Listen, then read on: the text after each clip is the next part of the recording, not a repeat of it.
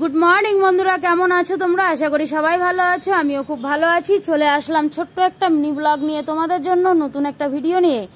তো তোমরা কেমন আছো অবশ্যই কমেন্টে জানিও। আর আমি রোজ সকালে যা যা করি আজকেও শুরু লেগে গেলাম কাজে। তো এখন আমি কাজ করছি, এদিকে বিছানাটা উঠিয়ে নিলাম, ঘরটা ঝেড়ে নিলাম। রোজ ঘুম থেকে উঠে তো এগুলো কাজ করতেই হয়, না করেও হয় না, আর কি করব। তাই সকাল সকাল ভাবলাম আজকে কাজগুলো আগে সেরে নিই, তারপরে পরে কাজ করব, বাকি কাজগুলো পরে করে নিব। তো আগে দেখো না, এদিকে বিছানাটা নোংরা হয়েছিল, চাদরটা, তাই চাদরটা উঠিয়ে দিলাম। একবারে ভাবলাম বালিশের কভারগুলোও চেঞ্জ করে নিই। তো তাই জন্য বালিশের কভার, বিছনা চাদর সব একবারে উঠিয়ে দিলাম। আর এগুলা আজকে ভিজিয়ে রাখবো, তো কালকে ধুয়ে দেবো। আর তার আগের দিনের কাপড় অনেকগুলো ভিজানো ছিল, তো সেগুলো আগে কেচে নিলাম। কারণ কাপড় আমার অনেক হয় সারাদিনে, রোজ আমাকে কাপড় কাচতে হয়, না কাচলেও হয় না। আর ছেলের তো জামা কাপড় অনেক হয়ে যায়, কি করব বলো, কাজ তো করতেই হবে। আর কথা বলতে বলতে দেখো এদিকে বিছানাটাও উঠানো হয়ে গেল এদিকে। আর আমার এদিকে গ্যাস ট্যাসগুলো একটু নোংরা হয়েছিল, তো ভাবলাম গ্যাস ট্যাস সব কিছু মুছে নিই। গ্যাসটাও মুছা হয়ে গেল। এবার গ্যাস ট্যাস মুছে তারপরে আমি অন্য কাজে যাব বাইরে। কাপড়গুলো, অনেকগুলো কাপড় আছে, সেগুলোও আমাকে কাচতে হবে। আর এই দেখো কাপড়গুলো আমি এখন এখানে কেচে নেব। তার আগে এক বালতি কাপড় ভিজানো ছিল, তো সে কাপড়গুলো কাচতে চলে গেলাম। তো ফটাফট ভাবলাম আগে কাপড়গুলো কেচে নিই, তারপরে কথা বলবো।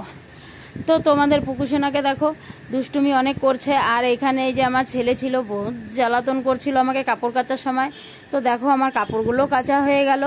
এখন কেচে টেচে কাপড়গুলো ফটাফট মেলে দিব।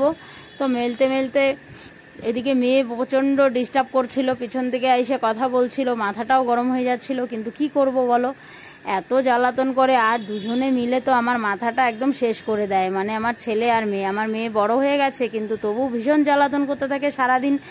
আর ওর কাজ কি আছে বলো, আমাকে জ্বালানো ছাড়া ওর কোনো কাজই নেই। তো চলে আসলাম। দেখো আমার তোমাদের সাথে কথা বলতে বলতে কতগুলো কাজও হয়ে গেল। কাপড়গুলো সমস্ত মেলা হয়ে গেল।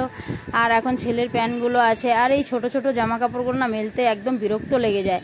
ছোট ছোট জামা কাপড় একদম টাইম লেগে যায় অনেক। তো দেখো কথা বলতে বলতে কাপড় কাচাও হয়ে গেল, মেলাও হয়ে গেল।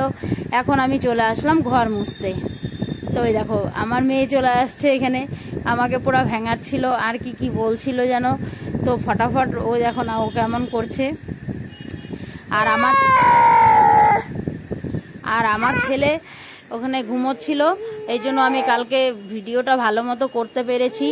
না হলে তো আমার ছেলে ভিডিওই করতে দিত না, ভীষণ জ্বালাতন করতে থাকে। এই জন্য আমি রোজ ভিডিও বানাতে পারি না তোমাদের জন্য। যেই দিন আমার সময় থাকে, মানে আমার ছেলে ঘুমিয়ে থাকে, ওই দিনই আমি করি। দেখো তোমাদের সাথে কথা বলতে বলতে আমার স্নানও হয়ে গেল। তো দেখো এখন আমি স্নানটা করে চলে আসলাম। তো স্নান করে এখন যাব আমি রান্নাঘরে। তো আজকে কিন্তু অনেক দেরি হয়ে গেছে, এখন বেলা বাজে 1টা, এখনও রান্নাই করিনি। তো ফটাফট করে এদিকে সিঁদুরটা পরে নিলাম, ফটাফট পরে তারপরে যাব এখন রান্নার ঘরে। দেখা যাক কি রান্না করা যায়। আর লাস্টের দিকে